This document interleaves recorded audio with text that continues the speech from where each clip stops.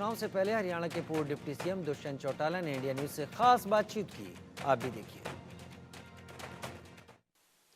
हरियाणा के पानीपत जिले में इस वक्त हम लोग मौजूद हैं, जहां पर चुनावी प्रचार जोरों शोरों से जारी है लगातार। और इसी बीच यहां पर जो है हरियाणा के पूर्व उप मुख्यमंत्री दुष्यंत चौटाला जी भी अपनी पार्टी को मजबूत करते नजर आए। कई कार्यक्रम उनके यहां पर देखे गए और इस वक्त वो मौजूद हैं इंडिया न्यूज के साथ। सर, आपकी पार्टी के कार्यकर्ताओं का एक नारा रहा है, जहां दुष्यंत वहां हम। इस बार जनता की तरफ से क्या आवाज आ रही है? देखिए, बहुत अच्छा प्यार जनता का मिल रहा है और मैं मानता हूँ कि चुनाव जब शुरू हुआ था उससे परिस्थितियाँ आज बहुत अलग है।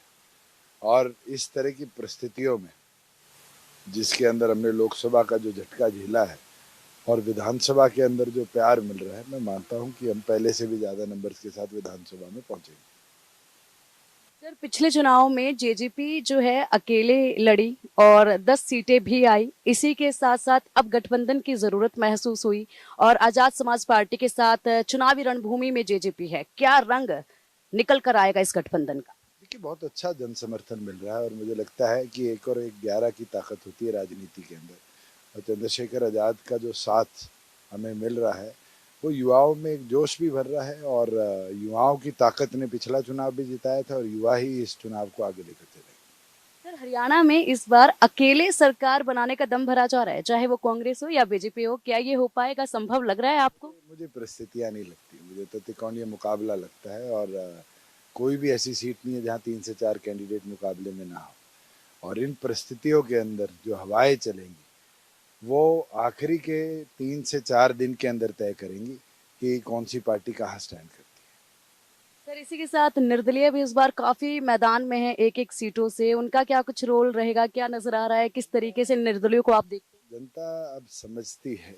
कि इंडिपेंडेंट जीत के तो जरूर आते हैं पर उनकी भूमिकाएं उनकी कॉन्स्टिट्यूंसी की डेवलपमेंट में बड़ी लिमिटेड हो जाती हैं। हमने पिछली बार भी 7 निर्दलीय देखे और उन 7 निर्दलियों की जो भूमिकाएं रही वो सबके सामने है। सर, पिछले चुनाव में जब जेजेपी अकेले मैदान में थी, तो उस वक्त जेजेपी ने अकेले मैदान में अपनी विचारधारा रखी और चुनाव लड़ा और काफी प्यार जनता का मिला उस वक्त पर।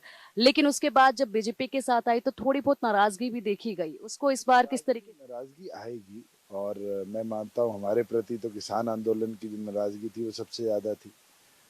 उसके बावजूद भी हमने किसान को ताकत दी, 2 दिन में उसकी पेमेंट कराई, उसको मंडी के अंदर सोना ना पड़े ऐसी व्यवस्था कराई कि प्रोक्योरमेंट इमीडिएट हो। फसल खराब हुई तो 30 दिन में उसके खाते में पैसा पहुंचाया। फार्मर की 14 फसलें हमने एमएसपी पे खरीदने का काम किया। मुझे लगता है फार्मर समझे हैं।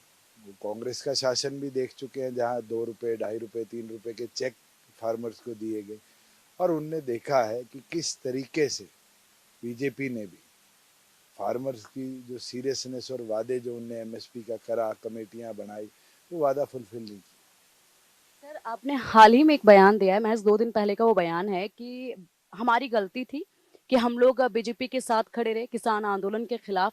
लेकिन अब ऐसे समय में ये गलती मानना क्या किसानों को पूरी तरह से संतुष्ट कर पाएगा? आप जिस तरीके से बता रहे काम नहीं मानता कि किसको संतुष्ट हम कर पाएंगे, किसको नहीं कर पाएंगे, तो राजनीतिक परिप्रेक्ष्य है। मगर इसके अंदर क्योंकि लोगों में गए हैं, लोगों से समझा है और जो जन भावनाएं लोकसभा में रही है वो इसी और पर है कि हाँ, उस समय उनके साथ खड़े रहना शायद एक बहुत बड़ी गलती। और सर, इसी के साथ ये भी पूछना चाहेंगे कि अगर इस गठबंधन को पूरी तरह से बहुमत नहीं मिला तो क्या स्टैंड रहेगा?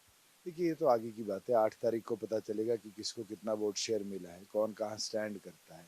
मगर आज के दिन जहाँ जहाँ त्रिकोणीय मुकाबला है, जो आखिरी के 5 दिन में मेहनत करेगा वो अपनी नैया पार करेगा। हरियाणा की जनता के बीच ये गठबंधन क्या संदेश लेकर उतरा है?